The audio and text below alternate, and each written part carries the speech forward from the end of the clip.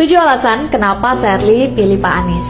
Alasan yang pertama, ingin memiliki presiden yang representatif dan bisa dibanggakan. Ya, sudah saatnya negeri kita Indonesia memiliki pemimpin yang bisa bergaul secara setara dan mampu meyakinkan dunia internasional. Terlebih, setelah Presiden Joko Widodo dari awal menjabat tahun 2014 sampai mau selesai masa jabatannya sekarang, secara berturut-turut tidak pernah satu kali pun menghadiri secara langsung sidang umum PBB dan selalu mewakilkannya kepada wakil presiden atau menteri luar negeri.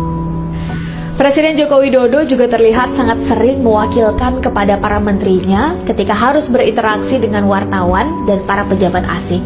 Padahal, kemampuan bergaul secara internasional itu tentu sangat penting, apalagi untuk seorang presiden.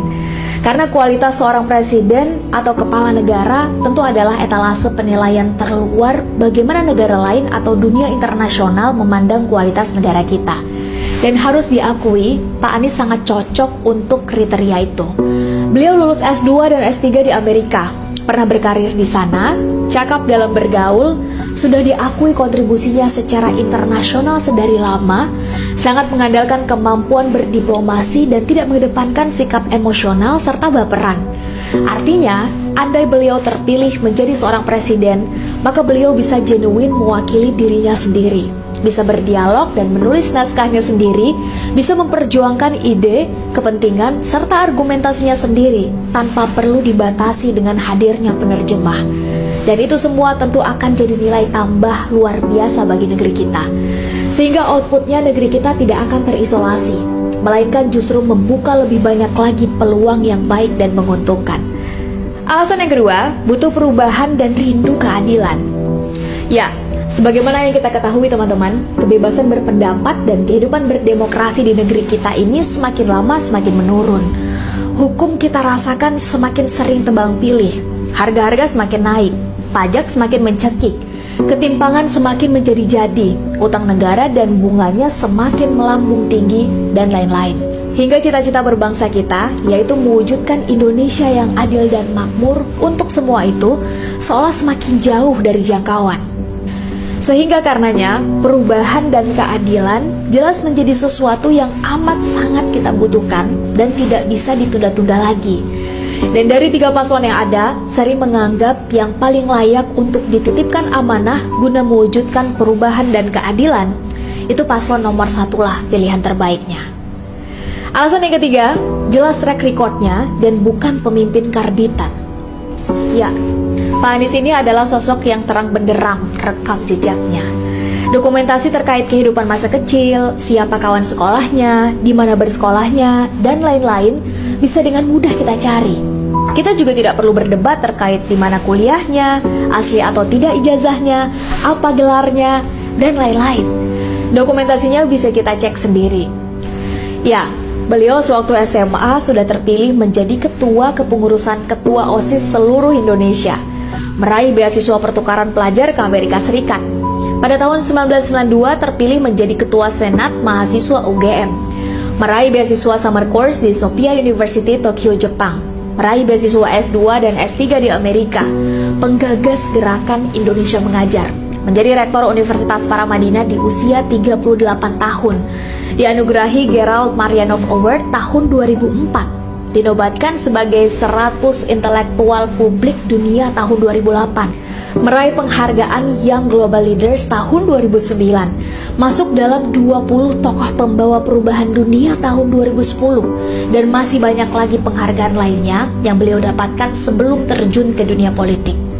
Setelah masuk ke dunia politik, tentu lebih jelas lagi berbagai prestasinya, seperti berhasil mengangkat peringkat Kemendikbud yang dipimpinnya, berhasil membongkar data kelebihan pembayaran dan menyelamatkan uang negara sebesar 23 triliun yang sudah terlanjur dianggarkan APBN. Walaupun justru anehnya setelah itu beliau di-framing sedemikian rupa dan diberhentikan dari jabatannya. Demikian juga ketika beliau menjadi Gubernur DKI Jakarta, di mana beliau sukses menghadiahkan Jakarta 5 peringkat WTP secara beruntun dari BPK. Padahal WTP ini tidak pernah sekalipun diraih 3 gubernur sebelumnya, yaitu Pak Jokowi, Pak Ahok, dan Pak Jarot. Beliau juga sukses menghadirkan JIS dan Formula E yang sebelumnya selalu diejek diperolok, dan dianggap tidak akan berhasil. Ya, selama 5 tahun memimpin Jakarta, Pak Anies dan Provinsi DKI Jakarta memang jadi langganan meraih prestasi dan penghargaan. Itu membuktikan bahwa beliau pemimpin yang jelas track record-nya dan bukan pemimpin karbitan. Alasan yang keempat, Pak Anies tidak otoriter, biasa dengan perbedaan dan keragaman. Ya, Pak Anies punya rekam jejak terdidik sedari kecil. Ibunya seorang profesor dan guru besar, kakeknya adalah seorang diplomat, sekaligus pahlawan kemerdekaan, yang punya jasa besar dalam proses diakuinya negara Indonesia secara de jure oleh dunia internasional. Pendidikan karakter yang didapat dari internal keluarganya dan pendidikan serta pengalaman organisasinya itulah yang turut mewarnai karakter Pak Anies, sehingga menjadi pribadi yang tidak otoriter dan biasa dengan perbedaan serta keragaman. Sehingga tidak aneh ketika beliau memimpin DKI Jakarta, beliau banyak dipuji dan diapresiasi oleh banyak pihak, bukan hanya oleh golongan mayoritas, tapi juga yang dianggap minoritas selama ini. Alasan yang kelima, punya sikap, punya nyali, dan punya pendirian yang jelas.